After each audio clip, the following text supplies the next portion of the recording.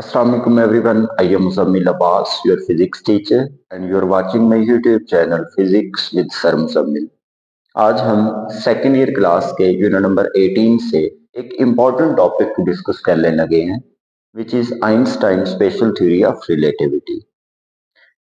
As start of modern physics अगर हम 20th century के इनसाइड देखें तो 1905 में सर एल्बर्ट आइंस्टाइन ने एक अपनी special theory of relativity propose की. Special theory of relativity basically space और टाइम की ही एक्सप्लेनेशन है. स्पेस और टाइम की एक्सप्लेनेशन, वो एक्सप्लेनेशन जो हम क्लासिकल फिजिक्स में पढ़ चुके हैं, हम उसके इनसाइड आज कुछ नए फैक्ट्स जानेंगे in the light of special theory of relativity. Special theory of relativity basically inertial frame of reference की ही एक्सप्लेनेशन है, but non inertial frame of reference की कंप्लीट एक्सप्लेनेशन आइंस्टाइन ने जनरल थ्योरी ऑफ रिलेटिविटी, जो कि special theory के 10 साल बाद मीन 1915 में आइंस्टाइन ने अपनी जनरल थ्योरी ऑफ रिलेटिविटी में non inertial frame of reference की भी डिस्कशन की. According to first postulate, all the laws of classical physics mean old physics के जितने भी लॉज थे are same, absolute and valid for all inertial frame of reference. कि physics के, classical physics के जितने भी लॉज हैं, जिसमें मेजर लॉज जो हैं वो गैलीलियो और न्यूटन के हैं, वो सेम भी हैं, एब्सोल्यूट भी हैं और वैलिड भी हैं, but only for inertial frame of reference. कि जितने भी इनर्शियल फ्रेम ऑफ रेफरेंस होंगे उसमें फिजिक्स के सारे लॉज सेम, एब्सोल्यूट और वैलिड रहेंगे.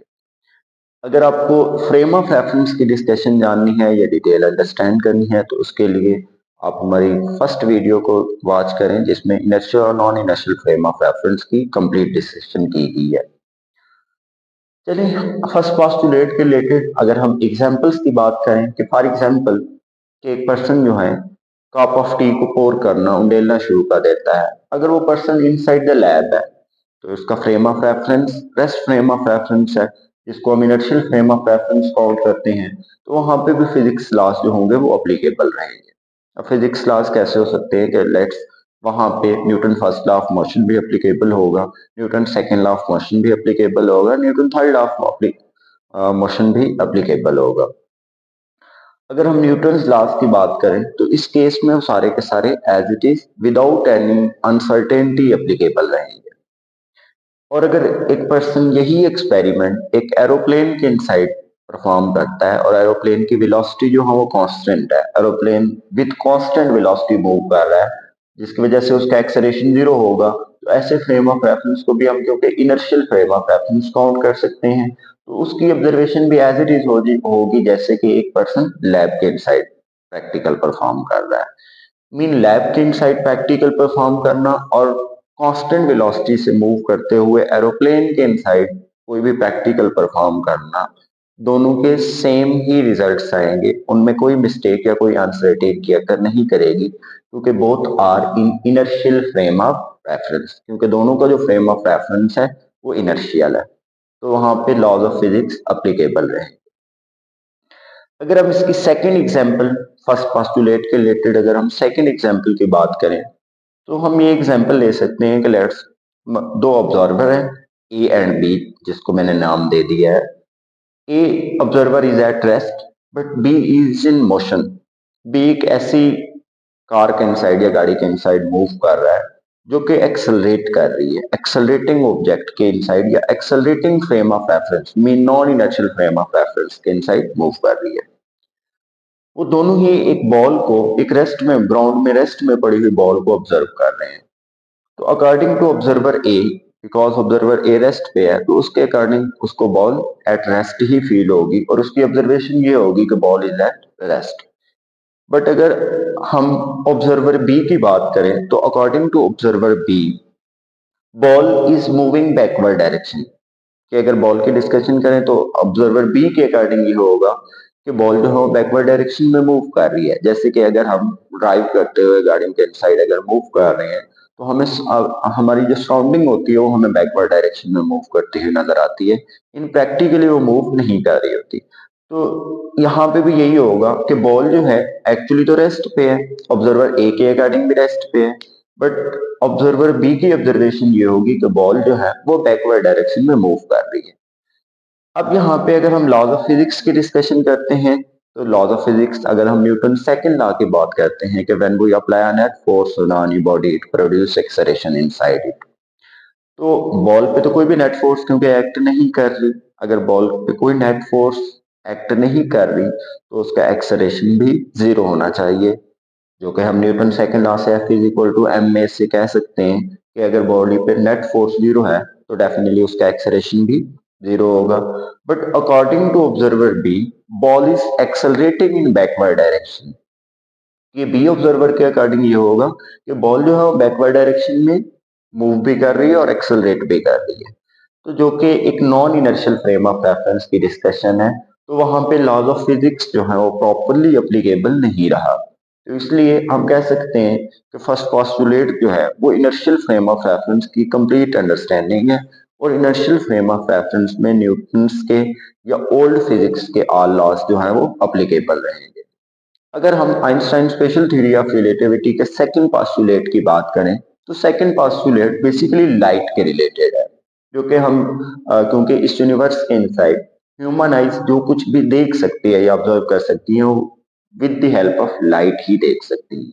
बेसिकली इलेक्ट्रोमैग्नेटिक वेव्स में लाइट एक ऐसी इलेक्ट्रोमैग्नेटिक वेव है जो कि विजिबल रीजन में, जिसका वेवलेंथ और फ्रीक्वेंसी क्योंकि विजिबल रीजन में एग्जिस्ट करती है, इसलिए ह्यूमन आइज जो है वो जस्ट विजिबल लाइट के ही स्पेक्ट्रम को ऑब्जर्व कर सकती हैं, या विजिबल लाइट को ही देख पाती है इंसान। अगर हम लाइट की डिस्कशन करें, तो according to Einstein special theory of relativity ये है कि speed of light is constant in every direction. अच्छा, यहाँ पे ये बात भी की जा सकती है कि स्पीड ऑफ लाइट जो है वो हर एक डायरेक्शन में कांस्टेंट रहती है for all inertial frame of reference, but only in inertial frame of reference की डिस्कशन की गई है। अगर हम इनर्शियल फ्रेम ऑफ किसी भी इनर्शियल फ्रेम ऑफ रेफरेंस की डिस्कशन करते हैं, तो वहां पे लाइट की जो स्पीड है वो कांस्टेंट ही रहती है। अगर हम एयर और वैक्यूम की बात करें तो स्पीड ऑफ लाइट की वैल्यू 3 × 10⁻8 होती है। बट अगर यही स्पीड ऑफ लाइट की अगर हम डिस्कशन वाटर के मीडियम के इनसाइड या ग्लास मीडियम के इनसाइड करते हैं, तो वहां पे स्पीड ऑफ लाइट जो है वो डिक्रीज हो जाती है। वाटर मीडियम के इनसाइड यही वैल्यू 2.3 × 10⁻8 मीटर पर सेकंड रह जाती है। अगर हम स्पेशल थ्योरी ऑफ रिलेटिविटी के सेकंड पोस्टुलेट की बात करें, तो वो टोटली लाइट के रिलेटेड है। देखिए, इस यूनिवर्स की इनसाइड हम जो कुछ भी देख पाते हैं वो with the help of light ही देख पाते हैं। विदाउट लाइट ह्यूमन आइज किसी भी थिंग को ऑब्जर्व नहीं कर सकती। अगर हम Einstein special theory of relativity के अकॉर्डिंग देखें, तो लाइट स्पीड जो है is constant for all inertial frame of reference. कि लाइट की जो स्पीड है वो कभी भी किसी भी डायरेक्शन में वेरी नहीं करती इनर्शियल फ्रेम ऑफ रेफरेंस के inside. But non inertial frame of reference के inside speed of light vary भी कर सकती है, बट जो कि हमारी डिस्कशन ही नहीं है। अगर हम किसी भी इनर्शियल फ्रेम ऑफ रेफरेंस की बात करते हैं, तो वहां पे लाइट की स्पीड कांस्टेंट रहेगी। अब इस चीज को आइंस्टाइन ने प्रैक्टिकली प्रूफ कैसे किया? अगर एयर की हम बात करें, तो एयर में स्पीड ऑफ लाइट 3 × 10⁻8 मीटर पर सेकेंड रहेगी एयर में या वैक्यूम में। बट अगर यही लाइट की स्पीड आप किसी और मीडियम में देखते हैं, फॉर एग्जांपल आप वाटर मीडियम की बात करते हैं, तो वहां पे लाइट की स्पीड 2.3 × 10⁻8 मीटर पर सेकेंड रह जाती है, जो कि डिक्रीज हो जाती है। आइंस्टाइन ने इस बात को प्रूफ करने के लिए एक ऑब्जर्वेशन की। वो ऑब्जर्वेशन कुछ ये थी कि फॉर एग्जांपल एक high speed train, for example एक ट्रेन मूव कर रही है और वेलोसिटी ऑफ ट्रेन जो है लेट्स 50 मीटर पर सेकेंड है, और एक पर्सन ट्रेन के टॉप पे अगेन 10 मीटर पर सेकेंड के अकॉर्डिंग मूव कर रहा है, जो कि on the roof of the train 10 metre पर सेकेंड से रनिंग दौड़ना शुरू कर देता है। अगर इस सिनेरियो को कोई भी बाहर का ऑब्जर्वर ऑब्जर्व कर रहा है जो कि आउटसाइड द ट्रेन है, तो उसके अकॉर्डिंग उस पर्सन की जो स्पीड होगी वो 10 + 50 मीन टोटल कलेक्टिवली 60 मीटर पर सेकेंड होगी। तो आइंस्टाइन ने यही फिनोमिना जो कि ऑब्जेक्ट्स के लिए अप्लीकेबल था, उसी फिनोमिना को जब लाइट के लिए अप्लाई किया, तो ये ऑब्जर्व किया कि लाइट कुछ ऐसा परफॉर्म नहीं करती। लाइट की स्पीड कभी भी वेरी नहीं करती किसी भी, चाहे आप किसी भी इनर्शियल फ्रेम ऑफ रेफरेंस की बात करते हैं। जैसे एक क्वेश्चन है कि अगर एक कार जो है विद एनी वेलोसिटी ट्रेवल कर रही है, और basically car is the source of light, और सडनली कार से हम क्या है, हेडलाइट्स को टर्न ऑन कर देते हैं।